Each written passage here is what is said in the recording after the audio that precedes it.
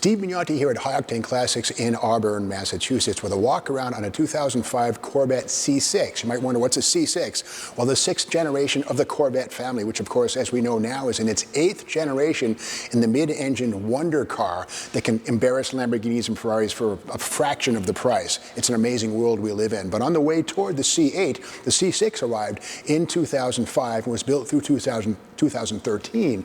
It's an evolution of the C5, and like the C5, the C6 also has the transmission not behind the engine, but at the back of the car, near the rear wheels, which actually helps dynamic and stability and handling, where basically the weight of the car is closer to the middle as opposed to being nose heavy like the C4 Corvette, where the engine and tranny were under the firewall. So these are an evolutionary step toward the C8 rear engine car that we now have today, or mid-engine car, I should say. And the standard engine in the C6 Corvette from 2005, 6, and 7 was a 6-liter V8 with an aluminum block, aluminum heads, excellent motor, 400 horsepower, 400 foot-pounds of torque, and those base numbers were higher than any previous standard engine in Corvette. Now, the 427 big blocks might have had more power in the day, but again, the standard 400 horse, 400 foot-pound LS2 was standard equipment in 2005 and 2007 Corvettes. For 2008 through 13, the 6.2-liter LS3 replaced the LS2 as Corvette moved from strength to strength. And speaking of strength, the great thing about these cars is they have a very rigid chassis, and they're very resistant to twisting, and the torsional rigidity is better than any Corvette before this point in time. So it's an amazing car. One thing, too, about the C6 Corvette, for the first time in many, many years, since 1962, no retractable headlights. Exposed headlights were the rule, on C4, C5, etc.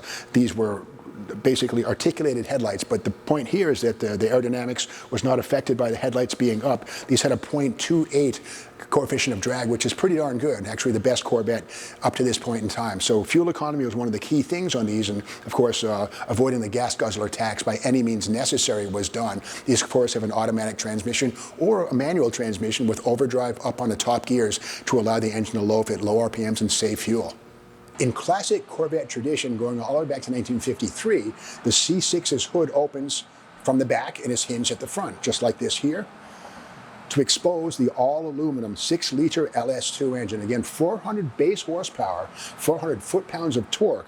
And again, don't look for the transmission here under the dashboard, but rather it's at the back of the car, just ahead of the rear axle, where basically you get about a 50-50 weight distribution versus the nose-heavy 65-45 of certain older Corvettes, especially the big block cars from the 1960s were pretty nose-heavy, but not here. These are really excellent handlers. Speaking of handling, these Corvettes came standard with 18 and 19-inch rims on 35 and 40 profile tires to have a good overall diameter, but also a sleek look and excellent sidewall construction for really excellent grip and handling.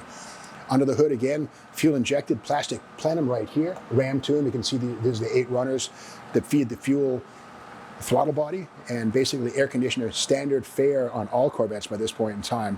Stainless steel exhaust headers, dual exhaust. And speaking of the exhaust, let's go around to the back of the car and take a peek at how Chevrolet handled the exhaust system on the C6 Corvette. One of the big problems with the Corvette from the beginning was packaging the dual exhaust system under the floor pan. So for the C5 and C6, GM came up with an interesting rear-mounted muffler and quad tips right here, which freed up the space under the floor pan to allow better ground clearance than any C4 ever had. But at the back, we can see right here the quad tips, stainless steel on those. And of course, the round taillights, which were a Corvette trait from for the C4 all the way up to the C5, and just a great looking tail right here. Integrated centrally mounted stoplight right there, the third brake light, standard equipment. And of course, C6 was also available as a convertible. This one happens to be a hatchback, which is more utilitarian if you have a family and need to go shopping. But again, this glass hatch here opens up to allow lots of room to get stuff into the back of the car. So let's look inside and see what kind of a transmission we're looking at on this one here. There are 2 choices inside your 2005 Corvette: a 6-speed manual or a 4-speed automatic with a shifter seen right here. Now, something nice about the C4 and C5 Corvettes, you saw me just trying to get in here, the sill height was reduced. On a C4, you had to lift your legs up over a tall sill, but they redesigned the floor pan on the C5s and C6s to allow easier ingress and egress, as they say, getting in and getting out. Great looking car, 200-mile-an-hour speedometer, and believe it or not, you could probably get close to 160 on a closed road in a Z06 or a ZR1. Oh yes, you go 200 miles an hour, just don't go to jail. And of course, these also have a push-button starter right here. This one here is showing the original green underlay, but again, push-button starter on these things here, kind of Lamborghini, Ferrari-ish. And a great looking interior here, of course, the dual cockpit style. And of course, Corvettes were always two-seat, two doors, no four doors, no four-seaters. At least not yet. There's talk about a Corvette SUV. I'll believe it when I see it. If it ever happens, I don't know. But anyway, this one has the LCD screen, factory stereo system, a CD player even inside of here, kind of cool. And air conditioning with standard fare on these cars. Airbags, of course, passenger side and driver's side. And this one also has the translucent roof panel right here. Kind of hot on a really summer, August day in Scottsdale, Arizona. This would be a pretty warm car, but it is tinted, so you wouldn't be baked alive that badly. But again, a great car right here. Low miles on this one. And again, the automatic transmission here with double overdrive gets you away from the gas guzzler surcharge, which would have been about $700 when this car was new. Not a small amount of money to pay. This 2005 C6 Corvette is a member of the hierarchy, which brought us to the C8 of today.